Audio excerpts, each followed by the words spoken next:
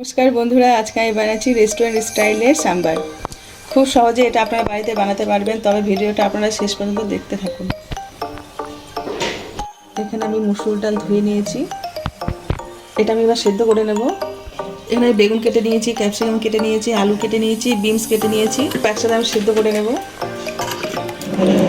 বেগুন দিয়ে দিলাম, ক্যাপসিকাম দিয়ে দিলাম,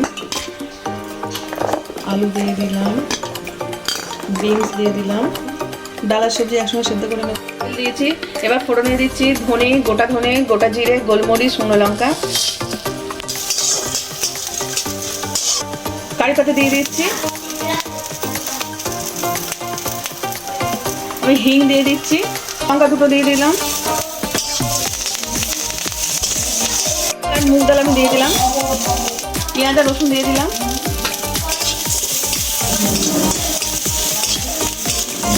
একটু ভেজে নেব।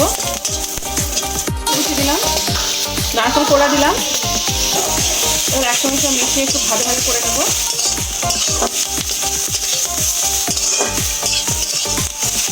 মশলাটা আমার ভাজা হয়ে গেছে, এবার আমি নামিয়ে দিচ্ছি। মশলাটা আমি ঠান্ডা করে নিয়েছি, এবার আমি পেস্ট করে নেব। এবার ডাল আমার একসঙ্গে সব সিদ্ধ করা হয়ে গেছে, এবার হাতা দিয়ে দিয়ে এটা আমি একটু চেপে চেপে গলিয়ে দেবো। সাদা তেল দিচ্ছি, তেল গরম হয়ে গেছে, ফোড়নে দিচ্ছি কালো সরষে, কারি দিলাম, কেটে রাখা পেঁয়াজ দিলাম, কেটে রাখা রসুন দিলাম, সেদ্ধ করে রাখা ডাল আর সবজিগুলো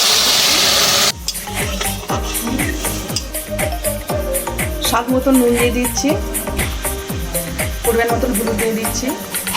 এটা বেশ ভালোভাবে ফুটে যাবে। ডালটা আমার খুব ভালোভাবে ফুটে গেছে, এবার পেস্ট করা মশলাটা আমি দিয়ে দিচ্ছি,